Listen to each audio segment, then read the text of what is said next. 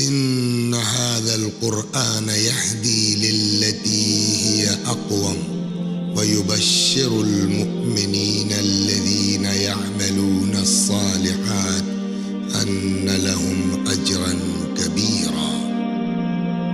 بے شک یہ قرآن اس راستے کی ہدایت کرتا ہے جو بالکل سیدھا ہے، اور ان صاحبان ایمان کو بشارت دیتا ہے جو نیک اعمال بجا لاتے ہیں کہ ان کے لیے بہت بڑا اجر ہے۔ بسم اللہ الرحمن الرحیم۔ معزز ناظرین، السلام علیکم ورحمۃ اللہ۔ آپ تمام کا خیر مقدم کرتا ہوں اپنے بالکل ہی خاص پروگرام سوال ہمارے جواب قرآن مجید سے۔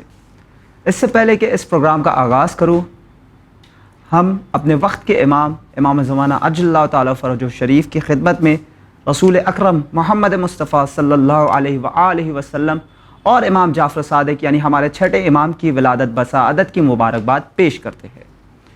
خود رسول اللہ رحمت للعالمین، کائنات میں وہ ہستی جس کا مقابل کوئی نہیں، جسے کسی کے ساتھ کمپیئر نہیں کیا جا سکتا، وہ شخص اتنی امپورٹنٹ ہستی ہے کہ اللہ نے انہیں خاتم النبیین اور اس دنیا کے لیے رحمت قرار دیا ہے کہ ان کے آنے کے بعد اللہ نے اس دنیا پر سے لوگوں پر سے عذاب نہیں نازل کیا، عذاب چھین لیا۔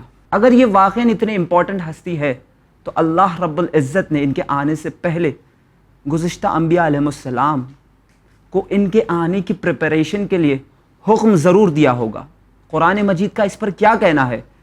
آئیے انہی تمام باتوں پر مزید روشنی ڈالنے کے لیے اس وقت ہمارے ساتھ چینل ون کے اسٹوڈیو میں موجود ہے حجت الاسلام والمسلمین عالی جناب مولانا سید روح ظفر صاحب قبلہ۔ آئیے ان کا اپنے اسٹوڈیو میں استقبال کرتے ہیں۔ السلام علیکم آقا۔ علیکم السلام ورحمۃ اللہ۔ کیسے آپ؟ الحمدللہ، شکر ہے خدا کا۔ آقا، ہم نے دیکھا ہے کہ اگر کوئی واقعاً امپورٹنٹ چیز ہوتی ہے تو اس کے آنے سے پہلے اس کی تیاریاں کی جاتی ہے، اور جہاں تک بات کی جائے رسول اللہ کے آمد کی، کیونکہ وہ آخری نبی ہے، اس عالمین جو ہماری دنیا ہے اور دیگر اللہ نے جو ہے عالمین خلق کیے، تو اس کے لیے رحمت ہے رسول اللہ، اور معصومین کے سلسلے میں یہ پہلے معصوم ہے۔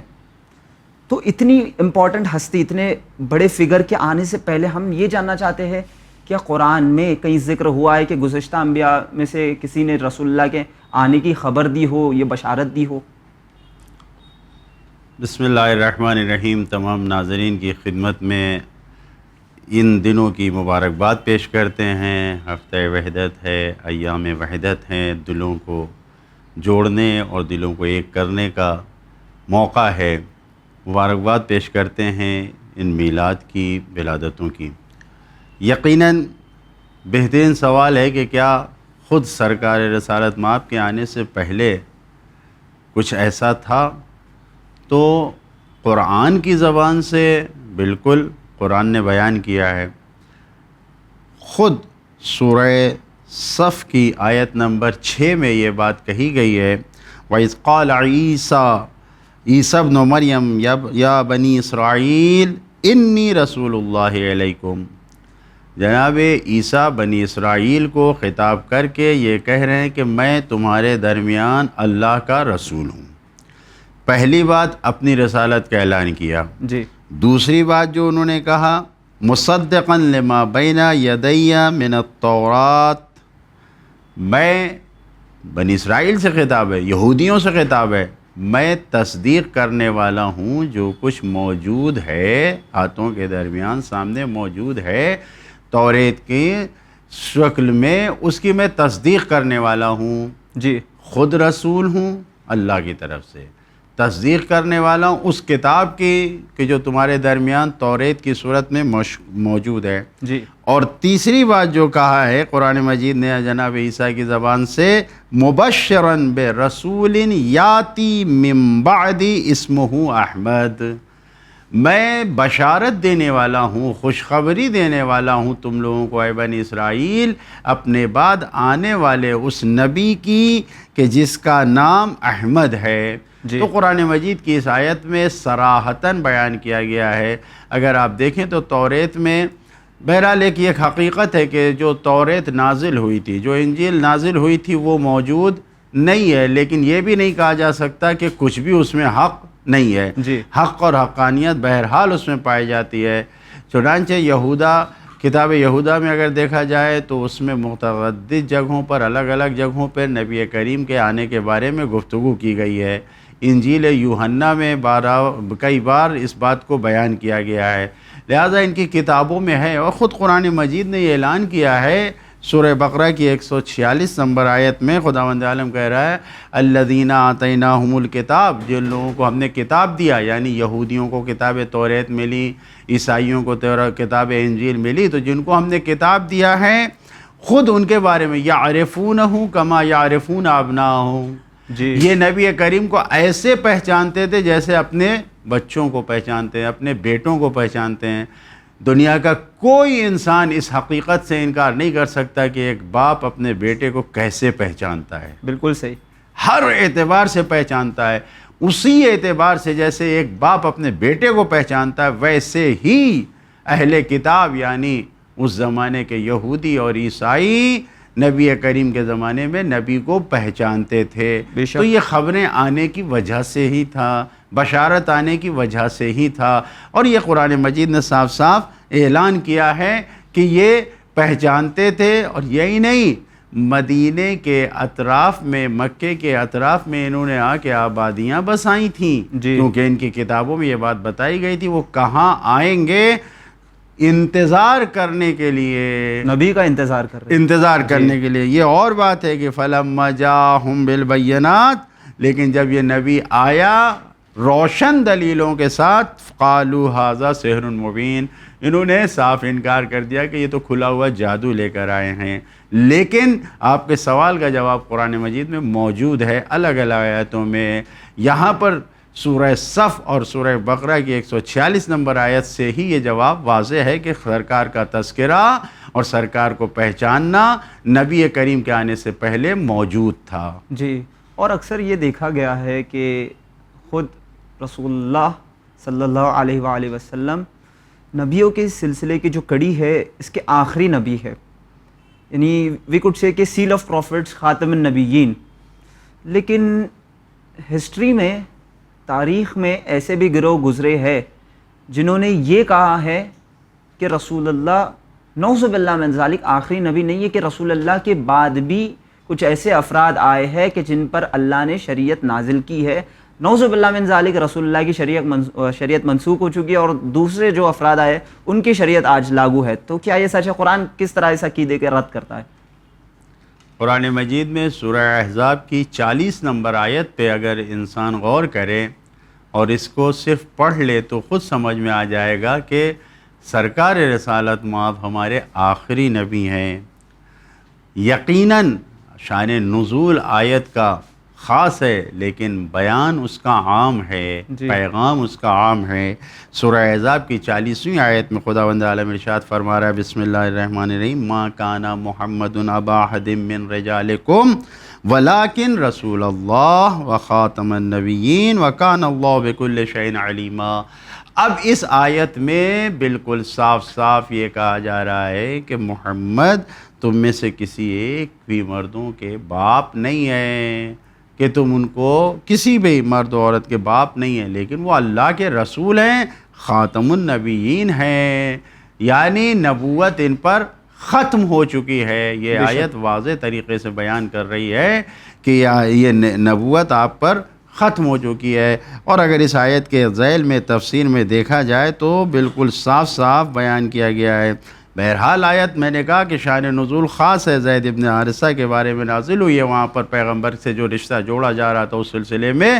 لیکن خود اس آیت کا پیغام بالکل عام ہے. جو اس آیت میں نکات ہیں اگر انسان دیکھے تو یہ معلوم ہے کہ نبی خود خبر دے رہا ہے، نبی خود خاتم ہے. خاتم کا مطلب ہی یہی ہوتا ہے کہ عربی لغت اور ڈکشنری میں اگر جا کے دیکھیں گے تو خاتم کا مطلب ہوتا ہے کہ جب کسی لیٹر کو، کسی مضمون کو ختم کرنا ہوتا تھا وہاں جو مہر لگاتے تھے اس کو کہتے تھے خاتم. جی جو سیل کرنے کے لیے جو مہر لگاتے تھے.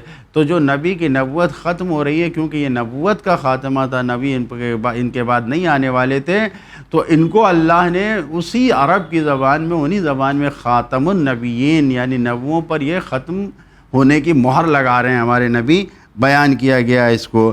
اور بہرحال قرآن مجید کی آیتوں میں اس کو مفصل طریقے سے الگ الگ بیانات سے واضح کیا گیا ہے کہ ہمارے آخری نبی سرکار رسالت مآب صلی اللہ علیہ وآلہ وسلم ہیں، ان کے بعد کوئی نبی نہیں آنے والا ہے، ان کے بعد کوئی بھی اگر نبوت کا دعویٰ کرے گا وہ جھوٹا ہے، وہ خدا کی طرف سے نہیں ہے۔ یہ بالکل اتنا تواتر اور صراحت کے ساتھ ہماری کتابوں میں موجود ہے، یعنی پوری امت اسلامیہ کی کتابوں میں موجود ہے کہ جس کا انکار نہیں کیا جا سکتا۔ جی اچھا، لیکن سوال تو یہ اٹھتا ہے کہ جب رسول اللہ آخری نبی ہے، عدل الہی تو یہ کہتا ہے کہ ہر دور میں ایک گائیڈ، ایک رہنما، ایک رہبر کا ہونا ضروری ہے، تو جب رسول اللہ آخری نبی ہے اور موت تو حتماً سب کو آنی ہے، کیا رسول اللہ کے بعد ہم اکیلے ہو گئے ہیں؟ اور اگر نہیں تو کس کی اطاعت ہمیں بعد رسول کرنا چاہیے؟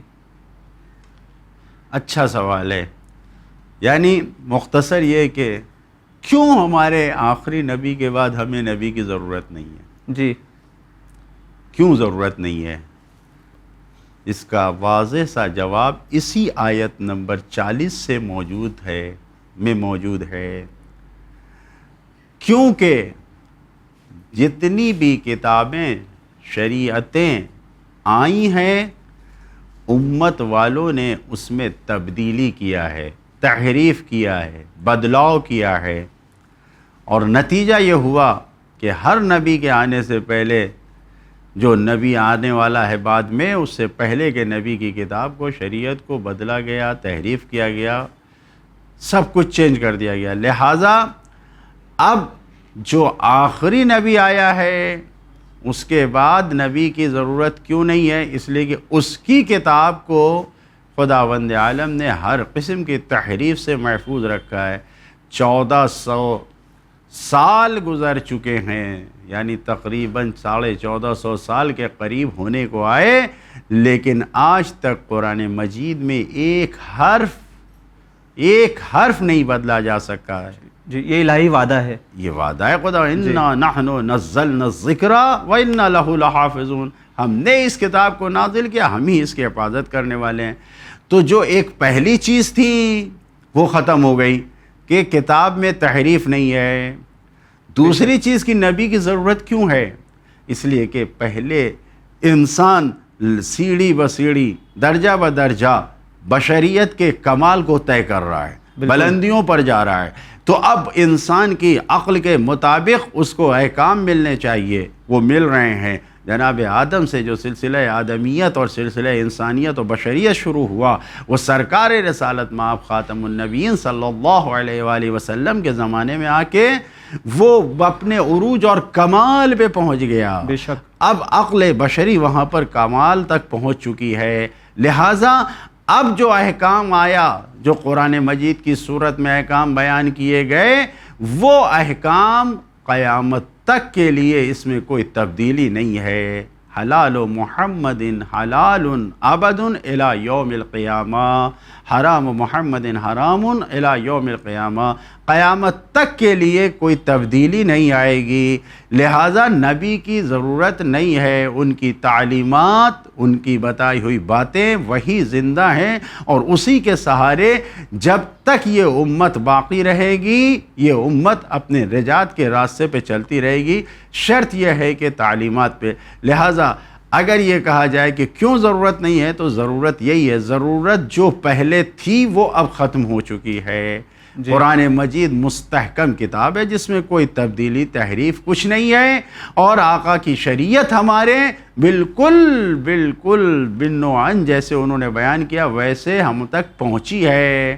لہٰذا جو تبدیلیاں کر رہے ہیں، جو شریعت سے ہٹ رہے ہیں، وہ اپنے ذمہ دار ہیں۔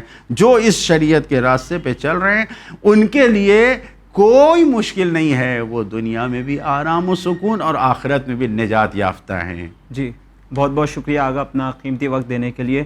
ناظرین امید کرتے ہیں آپ کو یہ پروگرام پسند آیا ہوگا۔ بس آخر میں یہی کہنا چاہوں گا کہ انی تارکم فیکم الثقلین کتاب اللہ و عطرت اہل بیت، کہ میں تمہارے درمیان دو غرا قدر بڑی قیمتی چیزیں چھوڑے جا رہا ہوں، ایک ہے اللہ کی کتاب قرآن مجید، اور ایک ہے میرے اہل بیت علیہ السلام۔ تو خداوند عالم کی بارگاہ میں ہم دعا گو ہے کہ قرآنی آیات اور روایات محمد و آل محمد پر چلنے کی توفیق ہمیں عنایت فرما۔ اسی کے ساتھ ہم لیتے ہیں آپ سے الوداع، مگر دیکھتے رہیے چینل ون۔ شکریہ، خدا حافظ۔